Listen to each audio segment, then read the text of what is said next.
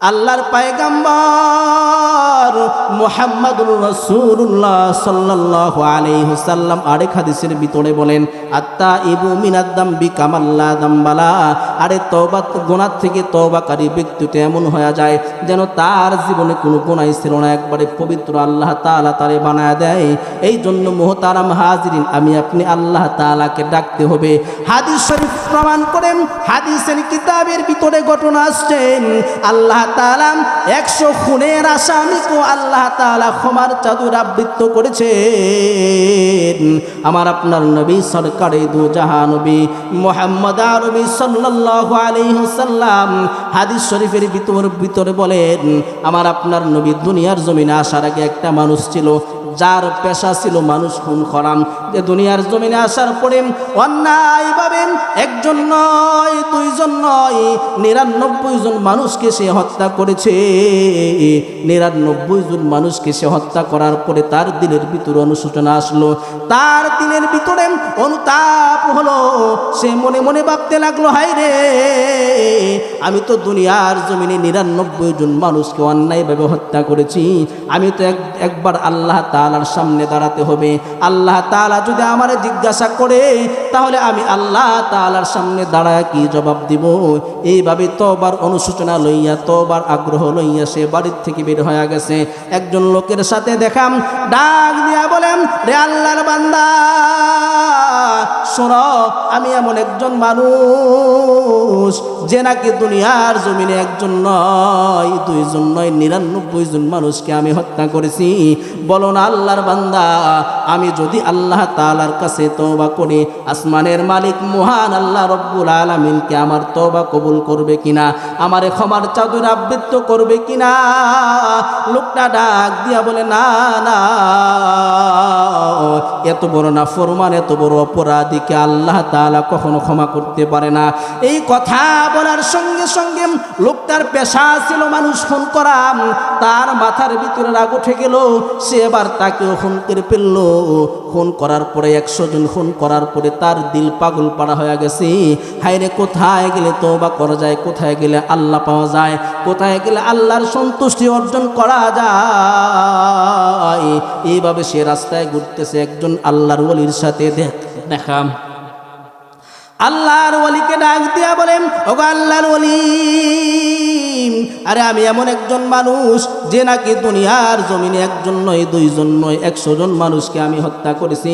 ওগো আল্লাহর বান্দা, বলেন না, আমি যদি আল্লাহ তাআলার দরবারে তওবা করি, আমি যদি আল্লাহ তাআলাকে ডাক দেই, আল্লাহ তাআলাকে আমার নাকে জবাব দিয়ে আমার তওবা কবুল করে আমাকে তার পিয়ারা বান্দা হিসাবে কবুল করবে কিনা?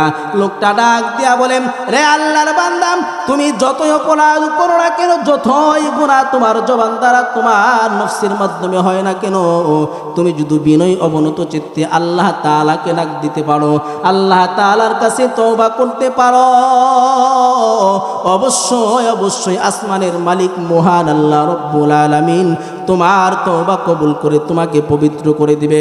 রে আল্লাহর বান্দা, শোনো, এখান থেকে কিছু দূরে একটা আল্লাহর ওলির বাড়ি আছে।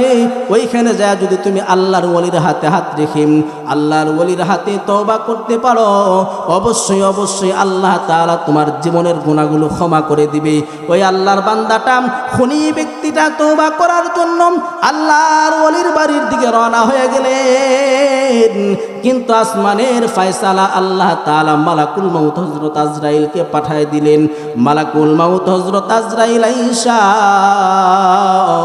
ওই খুনি ব্যক্তির আত্মাটাকে বের করে নিয়ে গেলেন।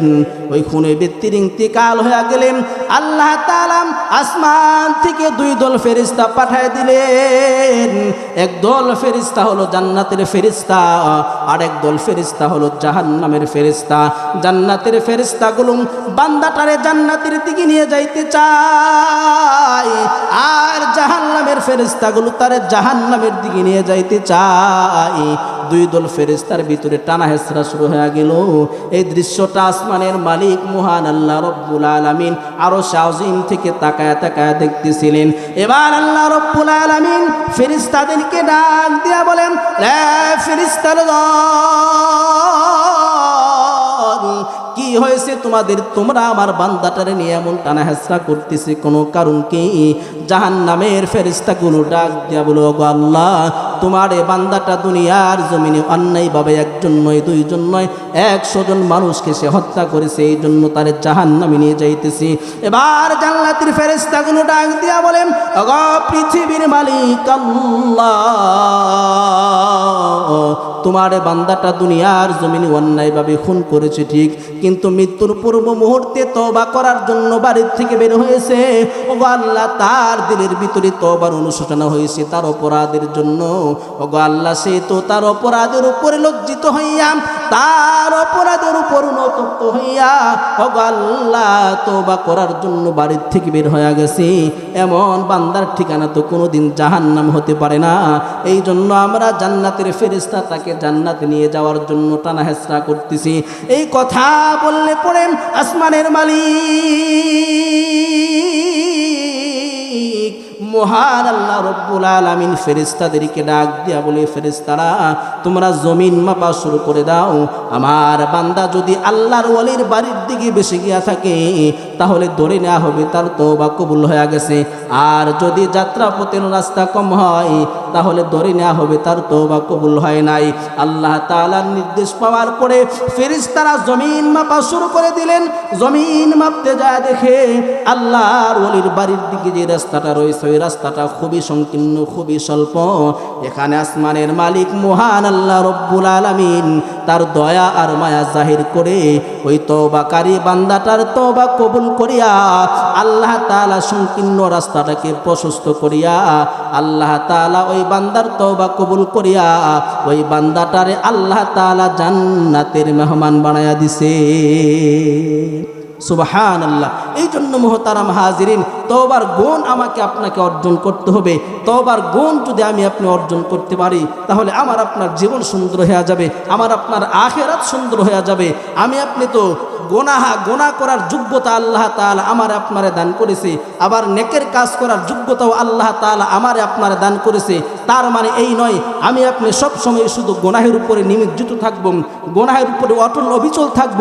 এটা কখনো কোনো দিন কোনো মুসলমানের কাজ হতে পারে না, এটা কখনো কোনো দিন কোনো মুমিন আর ইমানদারের কাজ হতে পারে না। মুমিন মুসলমান তো দুনিয়ার জমিনে চলবে।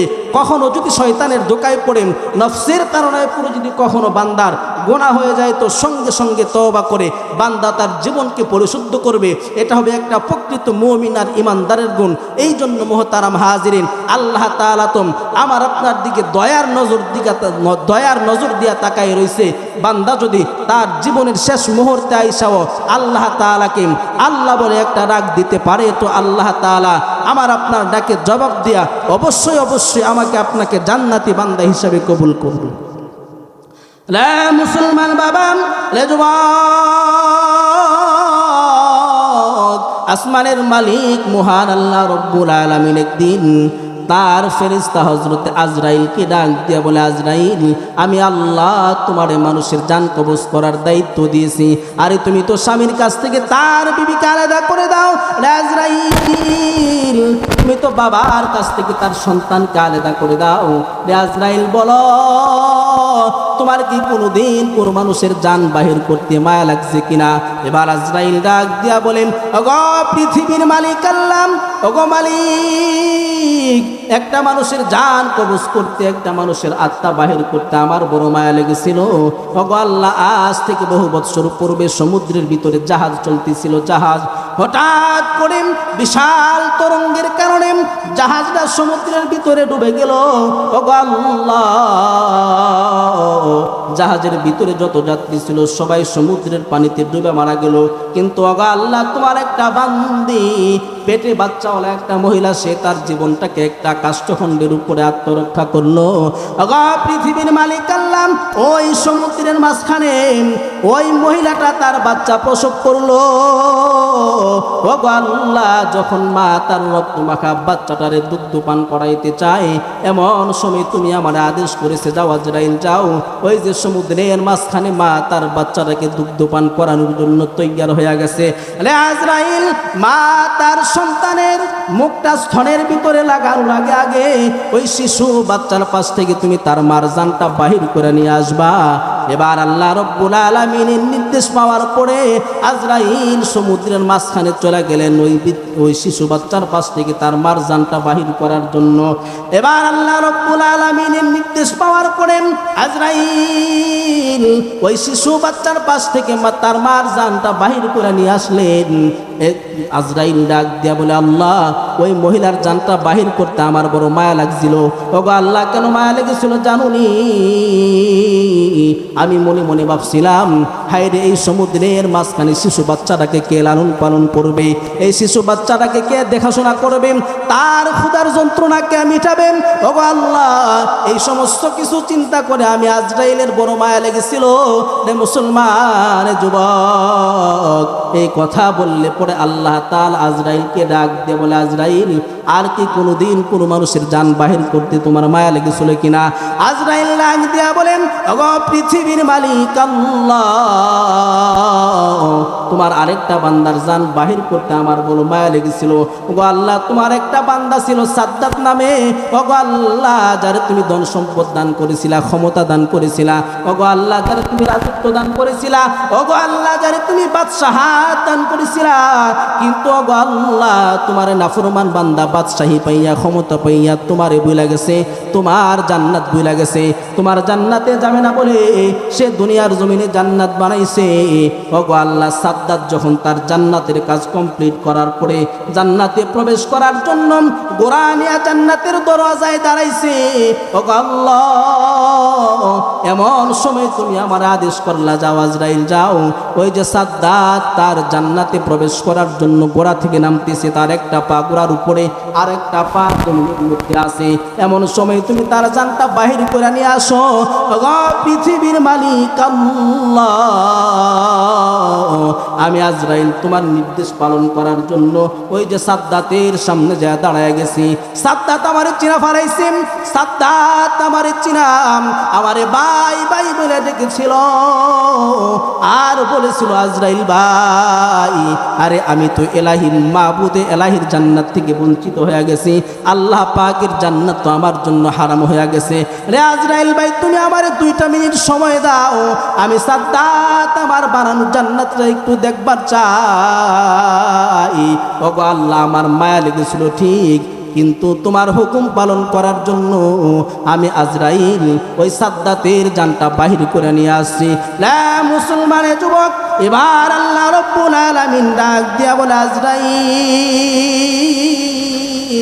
ওই নাফরমান সাদ্দাত তোমার দরা দেখা তোমার দেখা চোখে পানি লইয়া তোমারে ভাই ভাই বলে ডেকেছিল, কিন্তু তোমার মায়া লাগে নাই, তোমার দরদ লাগে নাই। রে আজরাইল শোনো, আমি আল্লাহ তখনও কিন্তু আমার এই নাফরমান বান্দার সাদ্দাতের জিহ্বার দিকে তাকাইছিলাম, তার জবানের দিকে তাকাইছিলাম, ওই তার জীবনের শেষ মুহূর্তে আইসাও যদি ওই নাফরমান সাদ্দাত আমি আল্লাহ রে আল্লাহ বলে একটা ডাক দিত, আমি আল্লাহ তাআলাকে ডাক দিয়া যদি বলতে পারতো, ওগো আল্লাহ বুঝি নাই অন্যায় করেছি, অপরাধ করেছি, মেহেরবানি করে ক্ষমা করে দাও, এইভাবে যদি আমি আল্লাহরে একটা ডাক দিত, আমি আল্লাহ ওই গুনাহগার সাদ্দাতের জীবনের গুনাহগুলো ক্ষমা কইরা আমি আল্লাহ আমার বানানো জান্নাতরা তার জন্য ওয়াজিব করে দিতাম। সুবহানাল্লাহ। এই জন্য মুহতারাম হাজিরিন, আল্লাহ তাআলা তো আমার আপনার জবানের দিকে তাকায় আছে। আমি আপনি তো আমার আপনার জবান দ্বারা মাকে মা বলে ডাক দিলে মা খুশি হয়ে যায়, বাবাকে বাবা বলে ডাক দিলে বাবা খুশি হয়ে যায়, বন্ধুকে বন্ধু বলে ডাক দিলে বন্ধু খুশি হয়ে যায়। আল্লাহ তাআলা বলে, বান্দা তোর এই জবানটা তো দিয়েছিলাম আমি আল্লাহ, ওই জবান দিয়া যখন তুমি আমি আল্লাহকে আল্লাহ বলে একটা ডাক দিতা, আমি আল্লাহ তোমার প্রতি রাজি হয়ে যাইতাম, আমি আল্লাহ তোমার প্রতি খুশি হয়ে যাইতাম। কিন্তু আমি আপনি তো আল্লাহ তাআলাকে ডাকতে পারি না। আল্লাহ তাআলার সন্তুষ্টি অর্জন করার সিস্টেম তরিকা আমার আপনার জানা নাই। এই জন্য মুহতারাম হাজিরিন, আমি আপনি যদি আমার আপনার জীবনটাকে আল্লাহ পাকের হুকুম আর রসুল সাল্লাল্লাহু আলাইহি ওয়াসাল্লামের সুন্নত তরিকা আমি আপনি আমার আপনার জীবনটা কাটাইতে পারি, তাহলে আমার আপনার আখিরাত সুন্দর হবে, আমার আপনার দুনিয়াও আল্লাহ তাআলা সুন্দর করে দিবেন। এই জন্য মুহতারাম হাজিরিন, আজ থেকে এই মুহূর্ত থেকে এখন থেকে তওবা করতে হবে যে আর জীবনে কোনো দিন আল্লাহ পাকের নাফরমানি আমি করব না, আল্লাহ পাকের অবাধ্যতার ভিতরে আমি আপনি জীবনে কোনো দিন নিজেকে লিপ্ত করব না। এমন একটা অঙ্গীকার আর এমন একটা ওয়াদা করে যদি আজকে এখান থেকে বিদায় হতে পারি, তাহলে এই ওয়াদ সার্থক, এখানে বসাটা সার্থক। আল্লাহ তাআলা আমাকে আপনাকে সকলকে তৌফিক দান করুক। সকলে পড়ে আমিন।